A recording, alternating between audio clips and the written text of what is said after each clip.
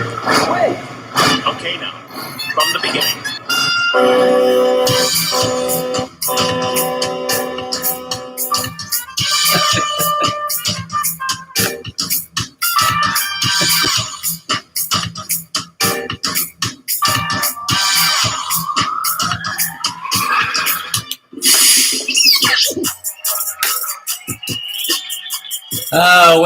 Welcome, all you food truckers and fellow foodies out there. Glad to have you guys tune in tonight with us here on Food Trucker Magazine. As you can see in the background, we are working from the home studio tonight because of the wonderful, fabulous winter weather that we have all received over the past couple of days. So I'm flying solo tonight. I don't have my trusty technical advisor, Gnarly Gnome, with me. I do not have Food Truck Brit with me, although I'm hoping he's going to tune in to the chat room. And if there's anybody else that's going to tune in tonight, feel free to chat away. So you guys, it's the only way for us to communicate. There's no dial-in phone line tonight.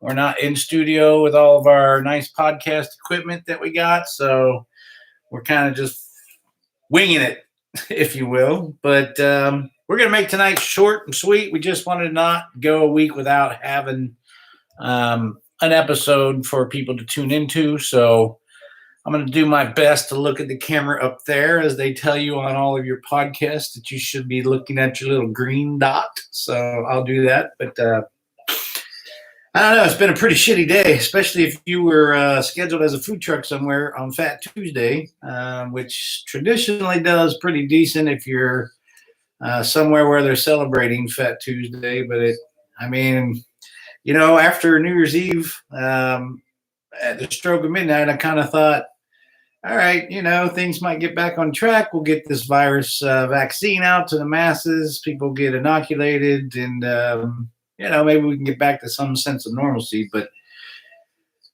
it's beginning to look a little bit like 2021 is kind of a duplicate of 2020. I mean, they've already canceled here in Cincinnati, Bachfest. They've canceled the International Wine Festival. They canceled Beer Fest at the convention center, which typically would have 6 or 7 food trucks there. And those food trucks would do fairly well over the Beer Fest weekend. So that got canceled. So it's safe to say that I think until we get through the majority of this country being inoculated, that events just aren't going to be happening like they were in previous years. So it's unfortunate, but there are other ways in which you guys can start looking forward to making money once the weather breaks. And that's kind of what I was going to touch on a little bit tonight about things that you could be doing in the wintertime for your food truck and your brand and everything else that you need to gear up for, so that when spring gets here, the weather breaks, you've got things lined up for yourselves, not just waiting to see what you might be able to pick up. So one of the things that you could do right now is to start working on your menu, getting all of your items that you're going to serve finalized, doing all of your taste testing in your home kitchen, and making sure that you've got the ingredients profiles correct. You know what the percentages are going to be on your meat weight, your vegetables, you want to get your cost factors into that one single menu item. And then you want to practice. You want to make sure that you can execute that particular dish and get it out your window fairly fast, so that when you do come across a scenario where you're perhaps set up at a festival, or you might be set up at a neighborhood or something to that effect, and there's 15, 20 people standing in line, that you can execute your menu fairly fast. And that's key to having a successful food truck. You have got to be able to get your food out your window fast. This isn't gourmet cooking where people get to sit down and chat with each other in a comfortable environment, order a bottle of wine, get an appetizer, and wait 30 minutes to get their food. Although I've seen that happening on some food trucks, you guys need to be able to execute your menu. If you take longer than 2 to 3 minutes to get a meal together for somebody, you're in deep trouble.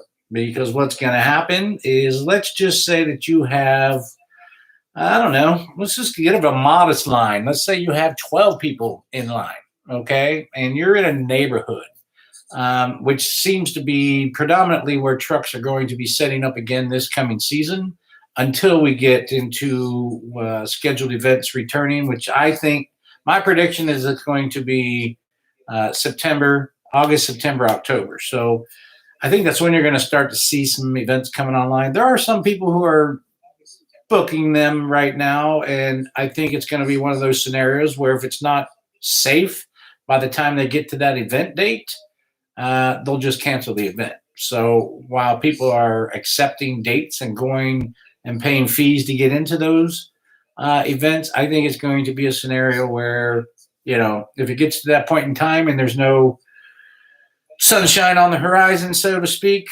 that event producer is just going to cancel the event. And so they're not at anything, but you took and you reserved that date, and so it kind of puts the it kind of puts the weight on your shoulders, so to speak. And so it's kind of a bummer, but I mean, there's nothing that you can do about it really. Hopefully, you'll get your entry fee or whatever refunded back to you, and you'll look forward to the next date that you've got booked. But in the meantime, while it's wintertime, while you're not doing anything like that out on the street, there are a lot of things that you should be doing to be preparing for those dates. Now, let's go back to what I was saying before, where you've got, let's say, 12 people standing in line. If it takes you 3 minutes per person to get that person's meal taken care of, the last person, the 12th person, is standing in line for 36 minutes. Now, if you understand people and you don't have the patience of a saint, I go through a drive-through, and if I'm in a drive-through more than 10 minutes to get my food, I'm pretty pissed. So I think we've got to, as a industry, work on speed in order to put ourselves in a situation where we can serve our customers in a fast manner. And it's not saying that you have to give up on the quality, because you don't.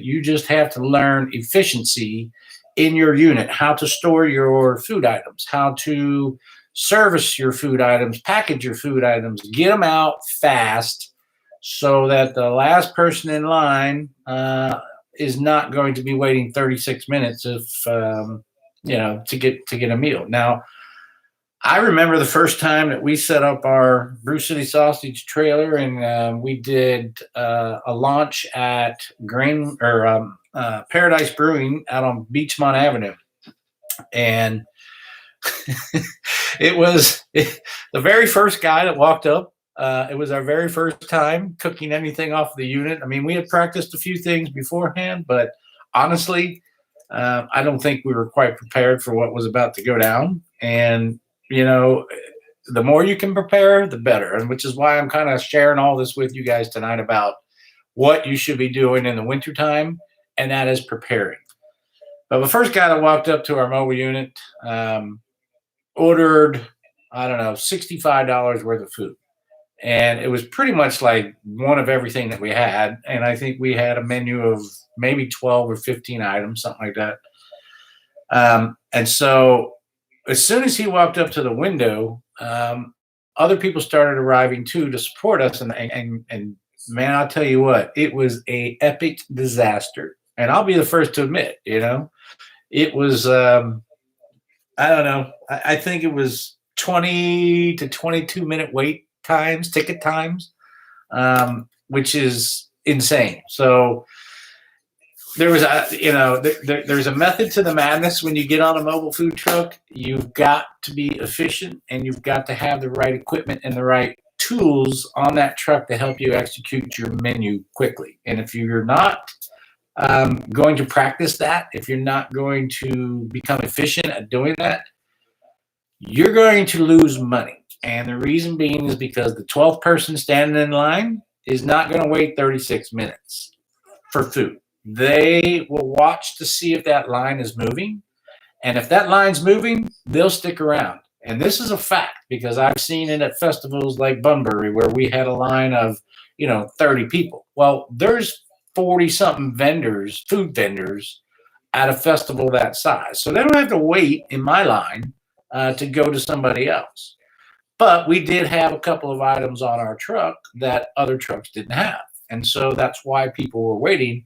But they waited because we were moving fast. I mean, our typical window time at a festival like Bunbury was less than a minute. So we were able to get things done fast, and a lot of that is prepping. It's just pre-cooking, it's prepping, it's getting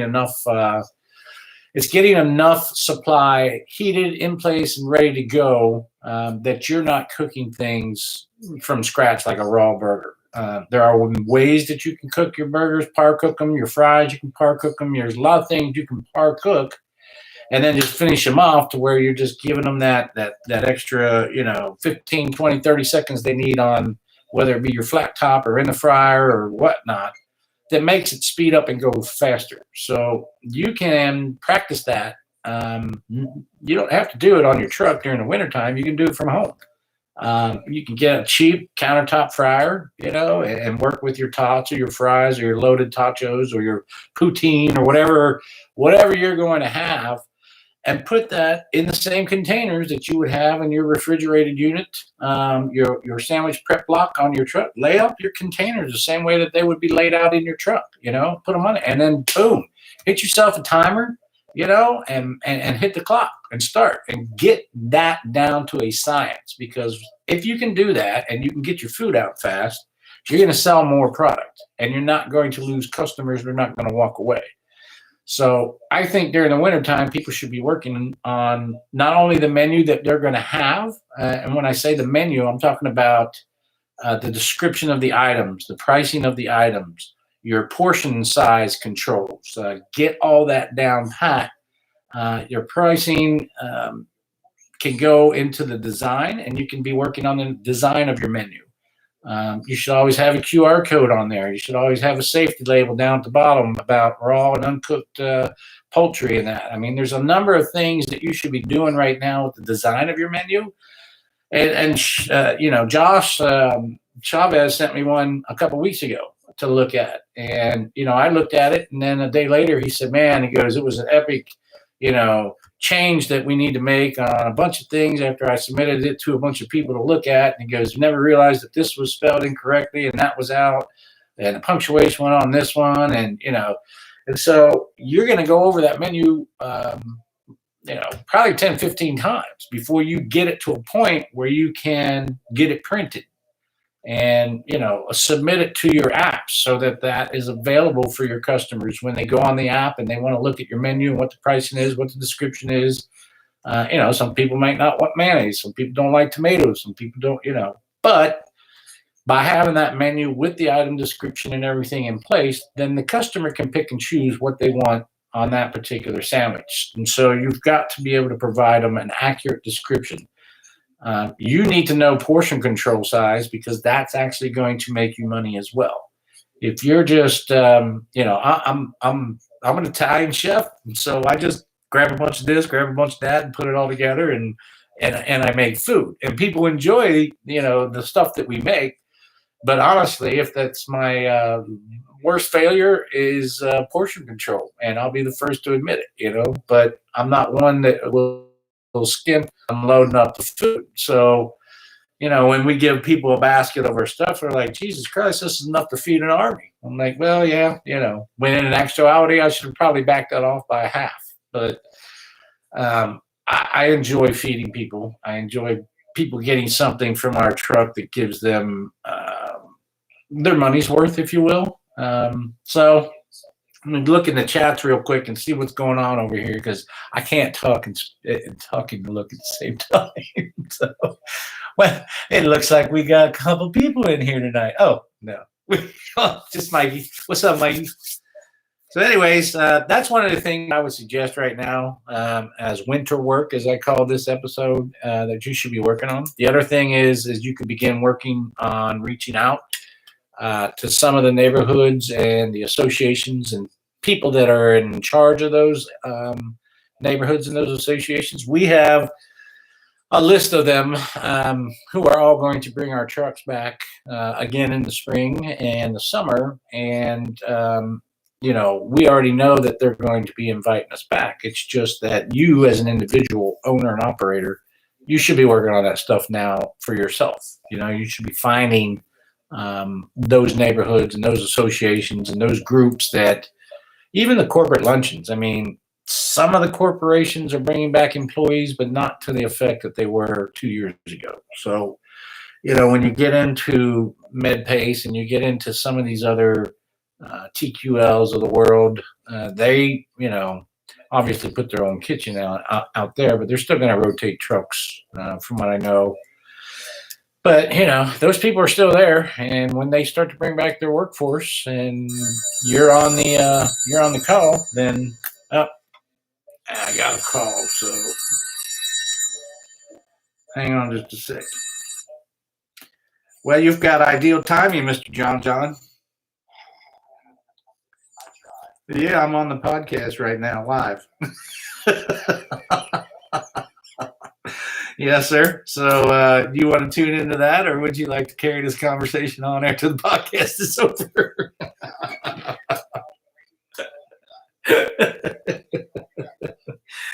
Yeah, absolutely. We need to chat because, we've got some biz to talk.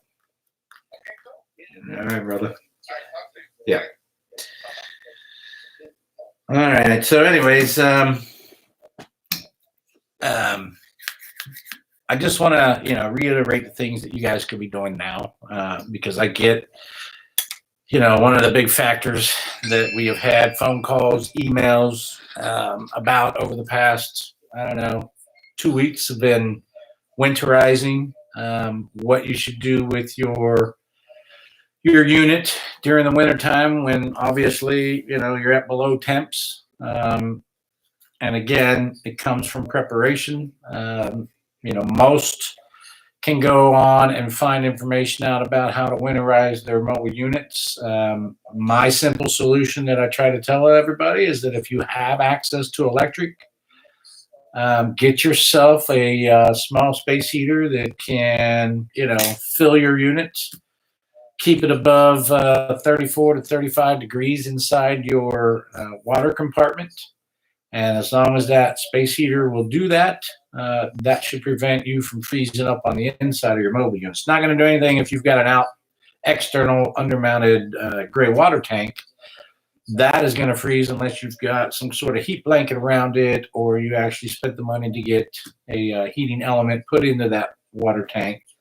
But for most people, they don't do that. It's going to freeze. It's going to be a block of ice. You're not going to be able to run water down it to the point where you can't drain it because it's a block of ice.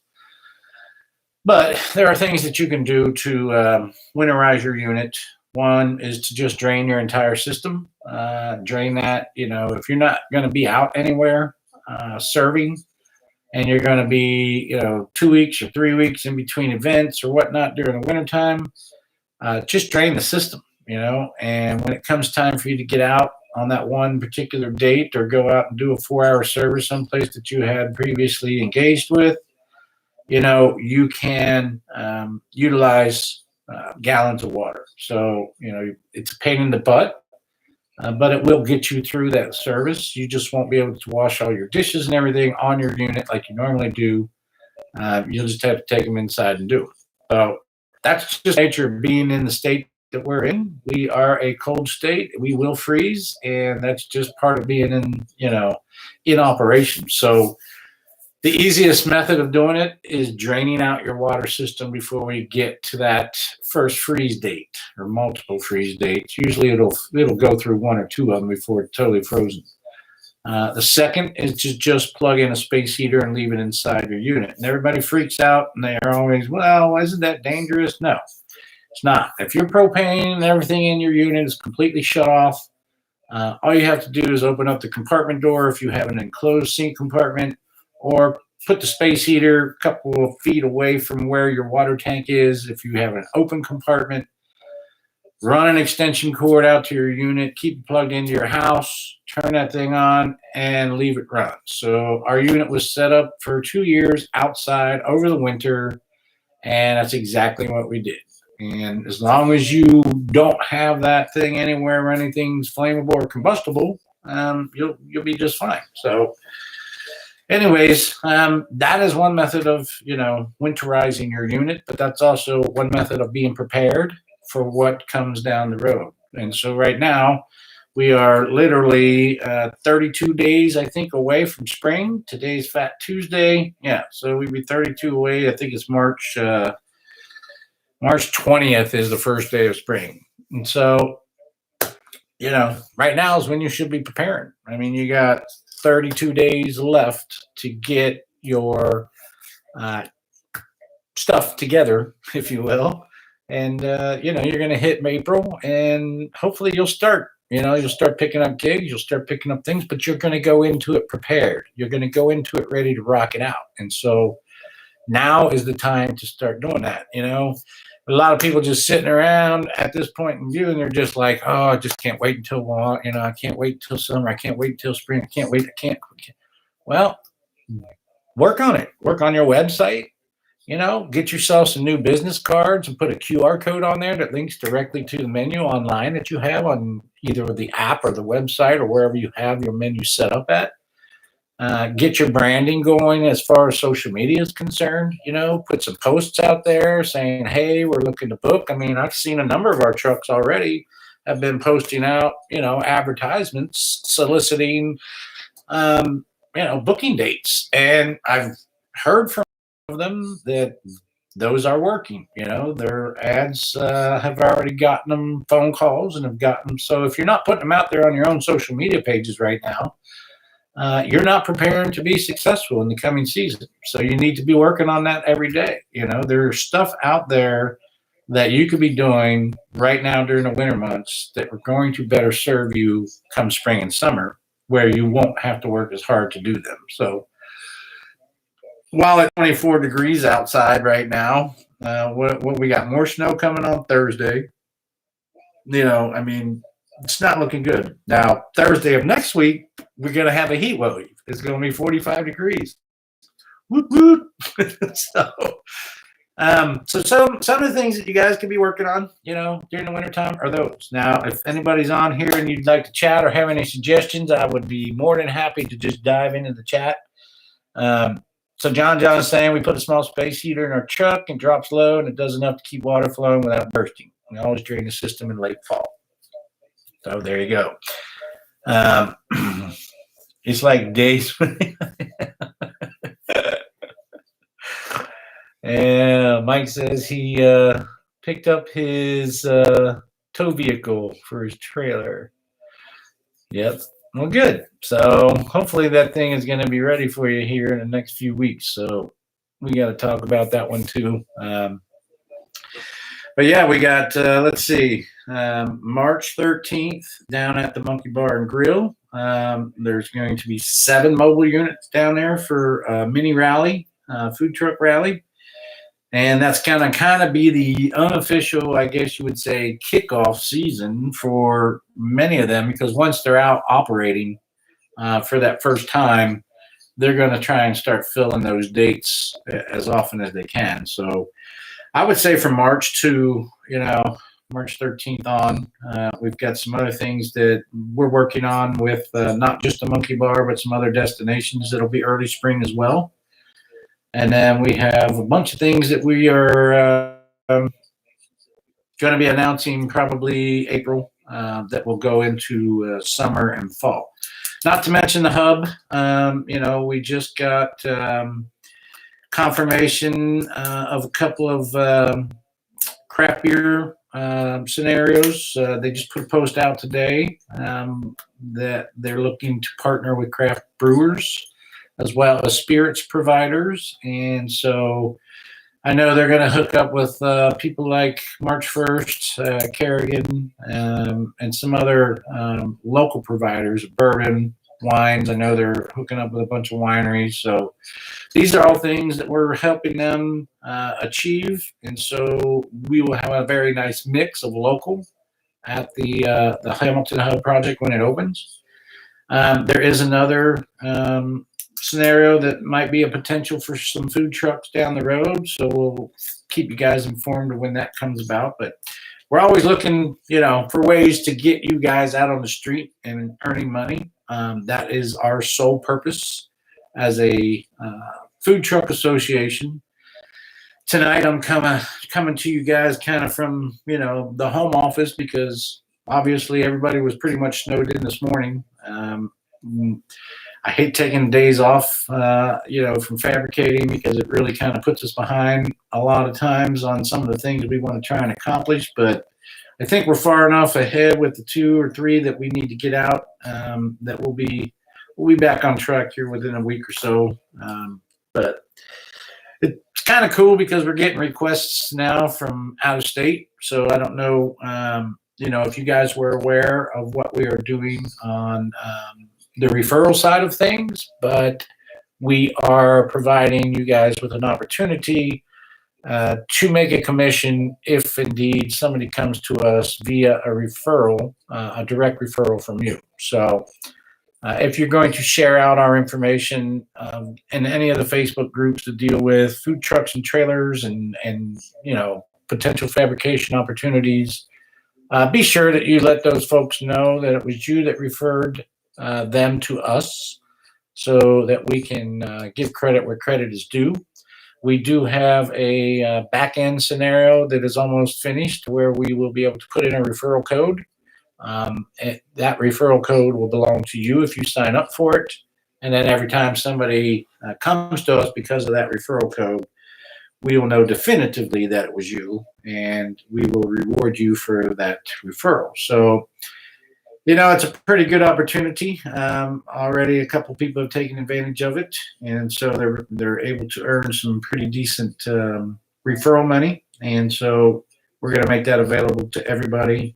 Not only that we have fabricated units for to this point, but we're also going to make it available to any of our food truck members that would like to try and earn a little bit of additional revenue during these slow months. So just another way that we can try and help you guys earn money. So let's see who else we got jumping into the chat tonight. So it looks like it's just I don't know where Josh is at tonight. He's usually here with us every Tuesday, but I don't see him on here tonight. So, and I don't see my cohort food truck Britt, which is kind of disappointing. But he did say he had some stuff he needed to do tonight anyway, so I get it. But anyways, I was going to make tonight kind of short and sweet. I just wanted to let you guys know that now for what is to come in spring and summer. So I really hope that you guys will take this advice to heart and start practicing your menu items. Get that execution down to where it's less than, if you can do it less than 3 minutes, 3 minutes is really max. If you can get it done in less than 60 seconds, you're going to be able to crank and burn. So some of the people that get that are very successful, and those that that can't quite get that yet, you need to practice on it because you cannot wait 10 12 minutes per order to get food out of your truck. It's just insane. You can't do it. When you're dealing with a crowd capacity like food trucks deal with, where everybody hits you at one time, you have got to be able to execute your menu and get it out fast. If you can't do that, you need to work on it and get it done. So that is one of the biggest pieces of advice I can give you to prepare you for spring and summer, because I got a feeling that come late summer and into the fall, there are going to be a boatload of events that come online those in the fall. I think they're in by July. 3/4 of the population will have received the vaccination.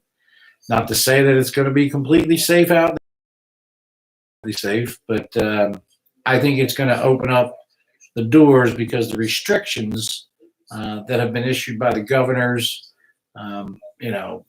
are going to be relaxed to the point where things can happen in person. So That's kind of just my short and sweet tonight.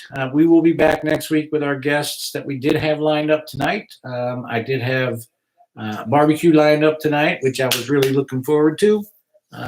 But we're just going to have to postpone that for a week. We did have a gentleman coming on to us from Austin, Texas. They're snowed in as well. As a matter of fact, he texted me from his phone earlier today and said, hey, all the power is out. There's no way that I can get internet access. Even phone service is spotty. So hopefully you get this message, but can we reschedule for next week? So they're going through some, crap down in Texas. So anyways, that is the deal.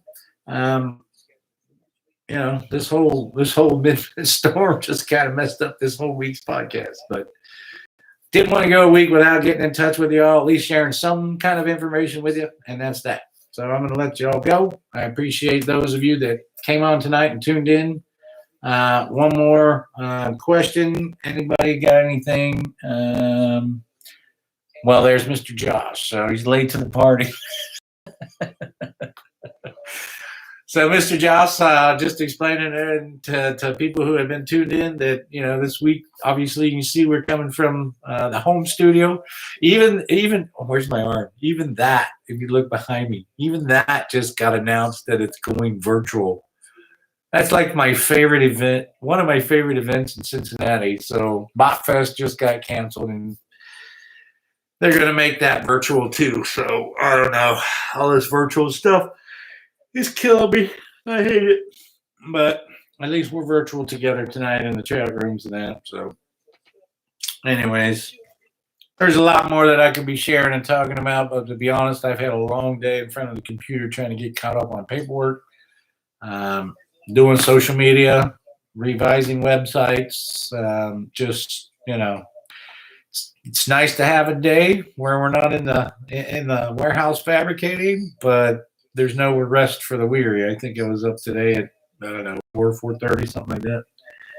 And I'm sitting here 7:30 tonight, and, I'll probably be up for another couple more hours because I got a lot of stuff to do. But anyways, glad to have you guys tune in this week. Next week, we know what our guests are going to be, and we have reached about 240 was the last count as far as the email subscribers. We have not marketed to those folks yet. We have not sent out, hey, here's a reminder to join us tonight. We're really still kind of trying to hone this whole thing. Tonight kind of threw a monkey wrench in it because I'm at the home studio, and I called the gnarly no, and I said, hey, dude, is there any way that we could take incoming calls? But without having our mixing board here and without having a studio set up here to do the same thing we do at the fabrication studio, there was just no way to do it. So that's why I'm kind of reading the pop-up chat box over here and doing my best to stay on that. But anyways, so he said, well, this teaches you one thing, don't it, Tony? I said, yeah. I said, maybe I should have another second studio at home in case we come across this scenario again. It's very rare that I actually, pay attention to the snow on the road, but there's a couple of guys like Food Truck Brit that live a significant distance from the shop, and I just didn't feel comfortable in those guys coming in early in the morning with all that crap on the roads, putting them at risk. So we just took the day off, and they took the day off. Let's put it that way. But we got some stuff to share with folks that it's coming up. But it's just sometimes the things that I'd love to be able to share with you, I can't really share until they're, to the point where I know for a fact they're going to happen. And it's just all stuff that right now is all preliminary in the works, with everybody at home dispersed and, doing everything virtual. When you're talking about, charitable causes and boards and, getting those folks together to make a decision is time consuming, especially given the fact that most of them know they're not going to do anything until the fall anyway. So nobody seems like they're in a hurry. And So for me, it's kind of like disappointing because I can't share any of the stuff I want to share with you guys, which is, but we will. When it comes due, you'll see it. We'll post it. At least we've been getting leads coming into the leads group. People are starting to plan their weddings, which is good. Hopefully you guys are in the leads group and you're getting those wedding leads. And yeah, well, so anyways, I'm going to let y'all go. I got nothing else, to bullshit about. So I'm just going to wrap things up at this point, and just plan on seeing you guys next Tuesday, regular bat time, regular bat channel. We'll be live from the studio up in Monroe next week, and hopefully you guys will be able to join us. So anyways, appreciate y'all tuning in tonight. Got anything on the private side? Y'all got my phone number, you got my email address.